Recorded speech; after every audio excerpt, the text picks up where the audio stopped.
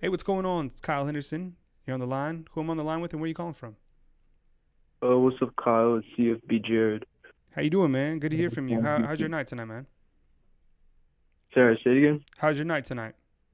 I was doing well. How about you? It's going great. Thank you very much. What's on your mind, man?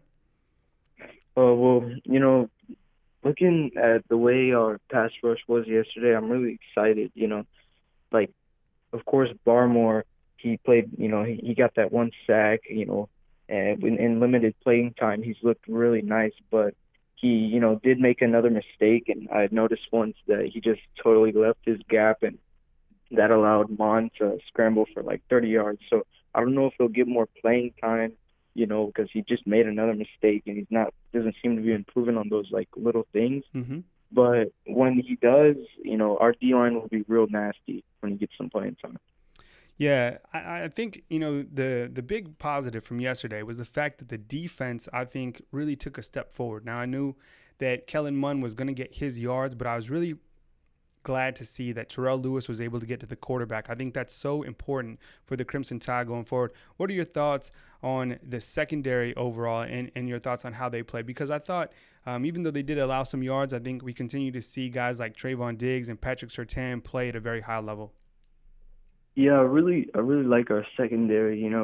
I believe they're like top 10 or top 15 in the Mm-hmm. country. That was like a week ago that I checked on the stats, so it may have changed, but they're playing real well. I really like how McKinney and Diggs Mm-hmm. are doing, and especially Sertan. We've seen some improvement from him from his freshman year. Mm-hmm. So I really like how they played. Definitely think next year we'll probably lose. What is it, four of those guys?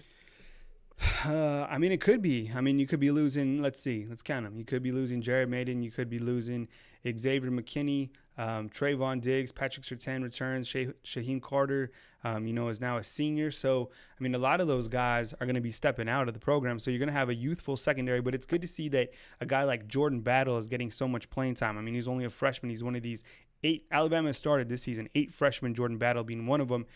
So Jordan Battle's getting a lot of reps. So you're going to have him and Sertan being kind of the staples of the secondary next year. Yeah, Battle, Sertan. I wonder if Josh Jobe will get any playing time because I Oh know like yeah, absolutely. Yeah, I think that's a good one. Good find on him. I mean, he's he started at the beginning of the season, and I think he's a guy that will contribute probably later on. I mean, he's contributing now. He's playing a lot now, so definitely he'll be the starting corner next year. You got to think with Sertan. yeah, I think especially like good right now. Of course, it's not like elite like we're kind of used to, Mm-hmm. but right now they're good. I definitely think next year it'll be back to up to what it should be. In like the elite category. Just because all the youth that we have right now, they're going to continue to improve over and over. The years, and it's going to be real nice to watch them. Next year and the year after. Any particular area, why have you on the line that you still are concerned with going forward as we get to this back end of Alabama's difficult schedule? You have Tennessee, you have Auburn, you have LSU, obviously the game that everybody's anticipating. But any sort of glaring concern that you have regarding Alabama football as we move forward?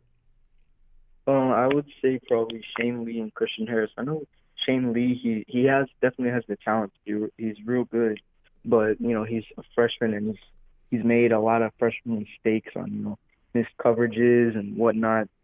And then I didn't watch like the first 5 minutes of the game, so I don't know if Benton, like Markel Benton, started for Christian Harris, but I definitely did see Benton in there a lot for Christian Harris. And of course, Christian Harris is real good as well, but he's still making those freshman mistakes. And of course, that'll improve over experience, but we kind of need to clean those up as quick as we can. No, I think you're right. I think Christian Harris is probably the biggest vulnerability when you look at the defense.